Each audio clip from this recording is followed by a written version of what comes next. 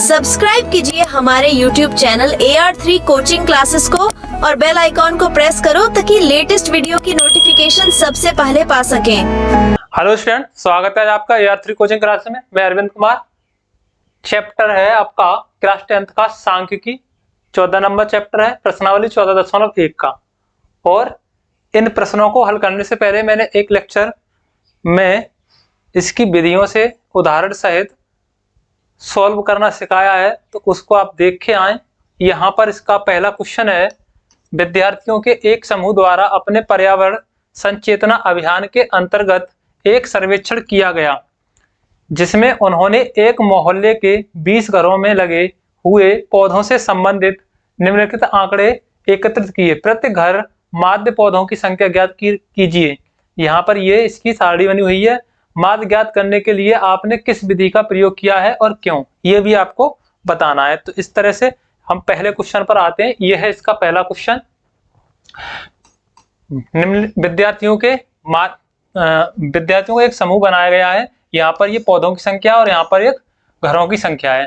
तो यहाँ पर एक घर ऐसा है जिसमें 0 से 2 पौधे लगेंगे, 2 घर ऐसे हैं जिनमें 2 से 4 पौधे, एक घर ऐसा जिसमें 4 से 6, 5 घर ऐसे हैं जिसमें 6 से 8 पौधे लगे हैं, और 6 घर ऐसे हैं जिसमें 8 से 10 पौधे लगे हुए हैं, 2 घर ऐसे हैं जिसमें 10 से 12 पौधे, 3 घर ऐसे हैं जिनमें 12 से 14 पौधे लगे हैं। तो इनमें क्या करना है, हमें प्रत्येक घर का माध्य ज्ञात करना है कि पौधों की संख्या कितनी होनी चाहिए। तो यहाँ पर माध्य ज्ञात करने के लिए आप किस विधि का प्रयोग कर रहे हैं ये भी बताना है आपको। तो हम यहाँ पर देखो, आप किसी से भी निकाल सकते हो इसको, डायरेक्ट प्रत्यक्ष विधि से भी निकाल सकते हो, कल्पित माध्य विधि से भी निकाल सकते हो, ठीक है। और पग विचलन विधि को तब यूज करते हैं जब डी का मान जो है उसके जब वो आते हैं, या जब मैं बताऊंगा पग विचलन विधि का निकालूंगा तो मैं बता दूंगा आपको। तो इसको मैं अभी प्रत्यक्ष विधि से ही निकाल रहा हूं। यहाँ पर देखो पौधों की संख्या दी गई है 0 से 2। ये इसमें मैंने कुछ नहीं किया है, जैसी ये टेबल बनी है उसको बस मैंने सीधा खड़ा करके बना लिया है। यहाँ पर पौधों की संख्या 0 से 2 1 है। ये घरों की संख्या है। इस घरों की संख्या को जोड़ेंगे, ये इसको FI से दिखाया है और FI को हम लिखेंगे सिग्मा FI, यानी कि इसका टोटल कितना है। तो ये 3 और 2 5, 3 और 2 5, 5 और 6 11, 11 और 5 16 और 1 17, 17 2 19 और 1 20। तो ये कितने हो गए टोटल 20। यहाँ पर भी 20 है और देखो ये क्या कह रहा है 20 घरों में लगे हुए हैं। तो यहाँ पर घरों की संख्या कितनी आ गई टोटल 20। मध्य बिंदु ज्ञात करने के लिए क्या करते हैं, ये जो उच्च सीमा और निम्न सीमा दी होती हैं इनको जोड़ के 2 से विभाजित करते हैं। देखो 0 में 2 जोड़ेंगे तो 2 होगा, 2 में 2 का भाग देंगे तो कितना आएगा बताओ 1। तो यहाँ पर आ गया 1, यहाँ 1। अब 4 और 2 6, 6 का आधा कितना हो जाएगा 3, 6 और 4 10, 10 का आधा कितना हो गया 5, 8 और 6 14 का आधा कितना हो गया 7, 10 और 8 का आधा कितना हो गया 10 और 8 18, 18 का आधा कितना हो गया 9, 12 और 10 अब 22 11 रह जाएगा, 14 और 12, 14 और 12 जोड़ेंगे 26, 26 का आधा करेंगे तो 13, 13 दूनी 26। ये आ गया मध्य बिंदु, यानी XI का मान हमने यहाँ पर निकाला है। अब क्या करेंगे FI इंटू XI, इसका इसके साथ, इसका इसके साथ, इसका इसके साथ, सबका आपस में क्या कर लें गुणा कर लें। तो यहाँ 1 एकम 1, 3 दूनी 6, 5 एकम 5, 7 एकम 7 पंजे 35, और ये 9 छंग 54, 11 दूनी 22 और 13 तिया 39। सबको जोड़ लें, 9 और 2 11, 11 और 2 सॉरी 9 और 2 11, 11 और 4 15, 15 और 4 5 20, 20 5 25, 25 और 6 31, 31 और 1 32, 32 के 2 हो गए, हासिल 1, हासिल का 1 आएगा, सॉरी 32 के 2 हो गए, हासिल 3, 3 और 2 5, 5 और 5 10, 10 और 3 13, 13 और 3 16।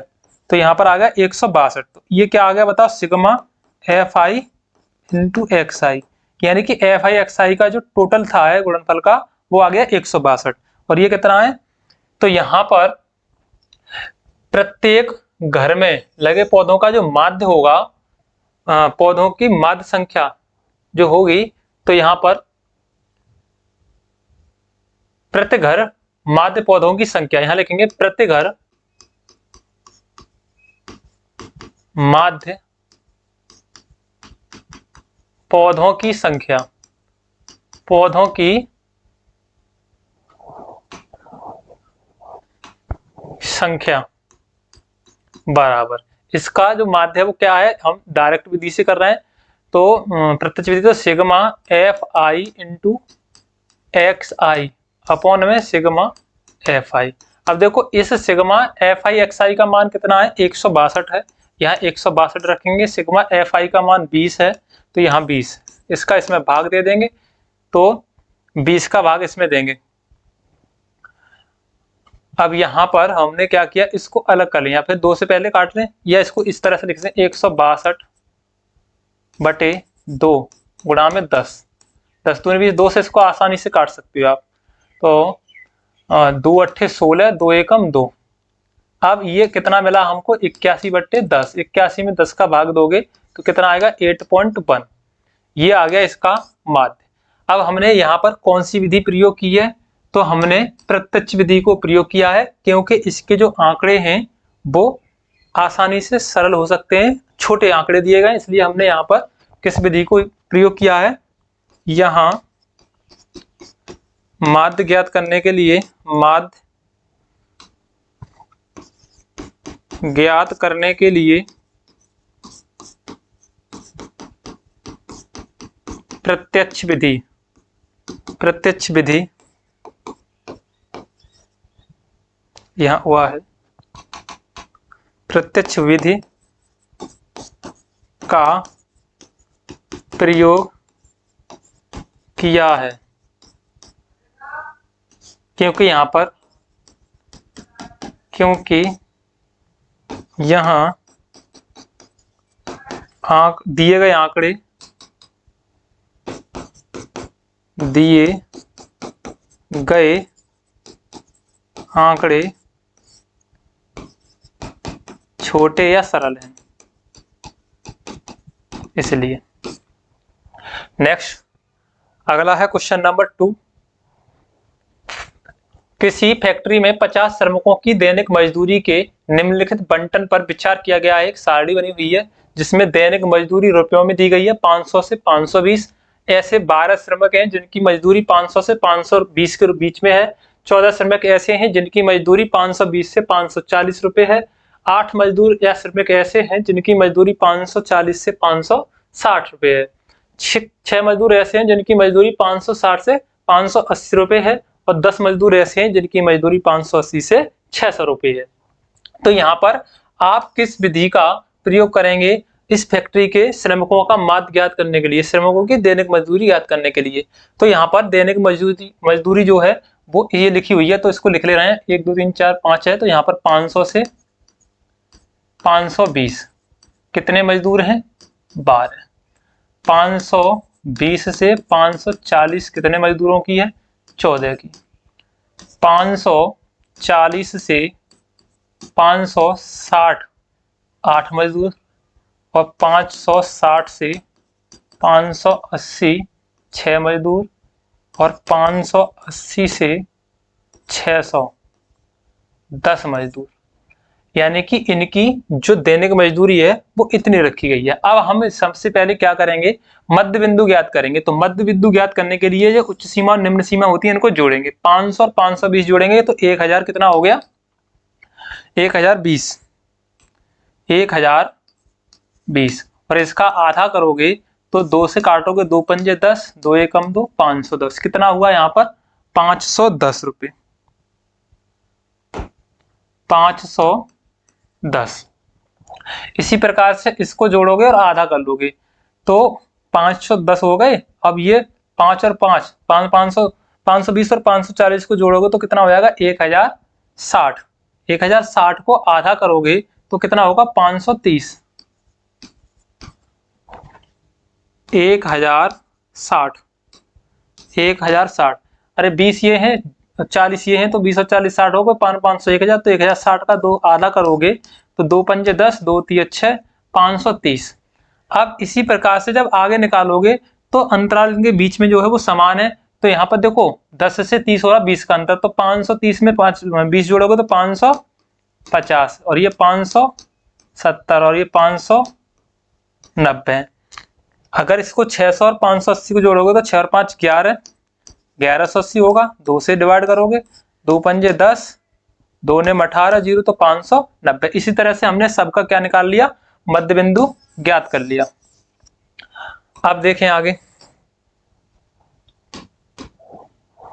DI ज्ञात करना है। तो यहां पर हम इसको कल्पित माध्य विधि से करेंगे। क्यों करेंगे? क्योंकि थोड़े इसमें बड़े आंकड़े दिए हैं। आप प्रत्यक्ष विधि से भी कर सकते हो, ऐसा कोई भी आप पर पाबंदी नहीं है। यहाँ पर ये क्या है, किसी भी एक विधि से आप कर सकते हो। तो हम यहाँ पर किससे करेंगे, कल्पित माध्य। तो इसमें एक हमने कल्पित माध्य मान लिया। देखो इसमें कितने दिए गए हैं, 5 हैं, तो 5 में हमने इसको कल्पित माध्य मान लिया A।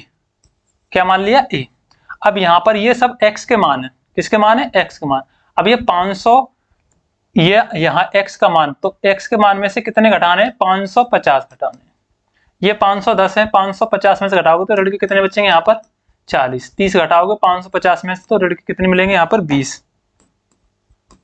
और ये 550 में से 550 घटाओगे 0। 570 में से 550 घटाओगे तो 20 प्लस के होंगे। यहाँ पर 550 तो 40 प्लस के होंगे। ये आ गया DI का मान। अब हमें ज्ञात करना है FI into DI।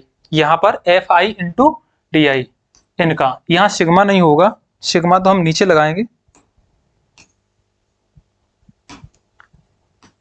FI into DI,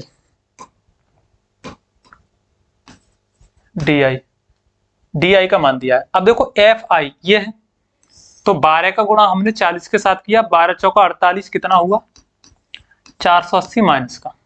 14 का 20 के साथ गुणा करेंगे तो 14 दूनी 28, 280 माइनस का। 8 का 0 के साथ गुणा करेंगे 0। अब 6 का 20 के साथ गुणा करेंगे, 6 दूनी 12, 120। 10 का 40 के साथ गुणा करेंगे तो 10 चौका 40, 400। यहाँ क्या आ गया आपका, 400 आ गया।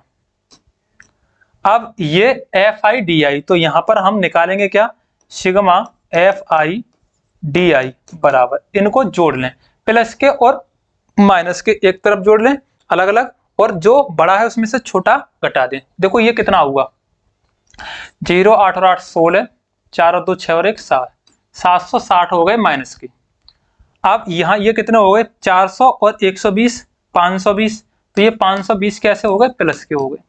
अब इसमें से इसको घटाओगे तो यहाँ 0, यहाँ 4 और यहाँ 2, 240 माइनस के। तो यहाँ जो आएगा इसका टोटल वो 240 आएगा। कितना आएगा, 240। ये कल्पित माध्य माना था हमने। अब यहाँ पर 240, और ये क्या था, इसमें कितने श्रमिक थे, 50। अगर आप इनको सबको जोड़ोगे तो 50 इसका टोटल आएगा। इसलिए यहाँ पर सिग्मा FI बराबर कितना होगा, 50। जोड़ लें, 12 और 14, 26, 26 और 8, 34, 34 और 6, 40, 40 और 10, 50। तो ये हो गया 50। अब हमें निकालना क्या है, कल्पित माध्य विधि से श्रमिकों की माध्य दैनिक मजदूरी, फैक्ट्री के श्रमिकों की माध्य दैनिक मजदूरी 50 श्रमिकों की। तो यहां पर श्रमिकों की दैनिक माध्य मजदूरी बराबर, इसमें हमने क्या किया था, ये कल्पित माध्य लिया था, वो हमने यहाँ पर A लिया, प्लस इसको लिखेंगे sigma FI DI upon sigma FI। इस फॉर्मूला का कल्पित माध्य विधि से हम इसको हल कर रहे हैं। तो यहाँ पर A का मान कितना लिया था हमने मध्य में, यहाँ पर 550 माना था, प्लस सिग्मा FI DI का मान कितना आया है, माइनस के 240, और अपॉन में FI का मान कितना है, 50। आगे हल करोगे प्लस माइनस का मल्टीप्लाई माइनस हो जाएगा, 550 माइनस 240 बटे 50। इसके बटे 1 कर लेंगे, हर ले लेंगे, आशा हरों का दशा लेंगे, ये 50, इसका इसके साथ गुणा कर दें कैंची का, तो ये 2 0, एक ही और एक ही है, 5 हम 25 के 5, पचम 25 और 2 27 माइनस के इसका 1 के साथ गुणा करेंगे 240। आगे यहाँ से तो 27,500 में से 240 कम कर दूं तो 0, यहाँ से 9 बचेंगे, 9 में से 4 कम करोगे तो कितने बचेंगे 5, सॉरी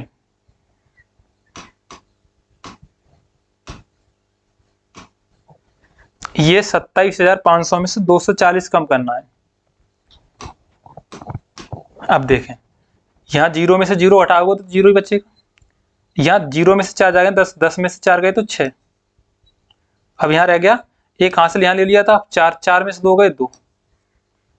अब ये 7 बचेंगे और ये 27,260 किसका 50 का, 50 से 0 कैंसिल हुआ। अब यहाँ पर जो माध्य आएगा 5 से इसको डिवाइड करेंगे, पचम 25, 2 बचेंगे, 5 चौका 20, फिर 2 बचेंगे, पचम 25, 1 बचेगा, दशमलव लगाएंगे, 0 बढ़ा देंगे, 5 दूनी 10, तो ये आ गया 545.2, 545.2। ये आ गया श्रमिकों की दैनिक माध्य मजदूरी जो थी वो कितनी होगी 545 रुपये 20 पैसे या फिर 545.2 रुपये। तो ये है इसका माध्य निकाला था जो कि हमने कल्पित माध्य विधि से निकाला है। और अगर आप इसको डायरेक्ट मेथड से निकालना चाहोगे तो क्या होगा, यहाँ पर FI और XI दोनों दिया, इन दोनों का गुणा करेंगे। अब यहाँ से इसको हटा दिया जाएगा, इनका जो गुणनफल आएगा उनको सबको जोड़ के 50 से भाग दे देंगे, तब भी कितना आ जाएगा, इतना आ जाएगा। आप करके देखें प्रत्यक्ष विधि से, ठीक है। अगला क्वेश्चन निम्नलिखित बंटन एक मोहल्ले के बच्चों के लिए दैनिक जेब खर्च दर्शाता है। माध्य जेब खर्च रुपये 18 है, यानी कि जो इनका जो माध्य खर्च है वो 18 रुपये है। तो लुप्त बारंबारता F ज्ञात कीजिए। इसमें जो बारंबारता दी गई है वो F ये वाली ज्ञात करनी है। अब देखें यहाँ पर हम इसको क्या करें, इसको हम डायरेक्ट मेथड से करेंगे। यहाँ पर मध्य बिंदु ज्ञात करेंगे, इन दोनों को जोड़ेंगे और 2 का भाग देंगे और निकालते चले जाएंगे। देखो 11 और 13 कितने हो गए 24, तो 24 का आधा कितना हुआ बताओ 12। 15 और 13 कितने हो गए 28, 28 का आधा कितना हो गया 14, यानी 2-2 के अंतराल पाएंगे। 17 और 15 कितना हो गए 32, 32 का आधा कितना हो गया 16, तो यहाँ 16, इसलिए यहाँ पर 18।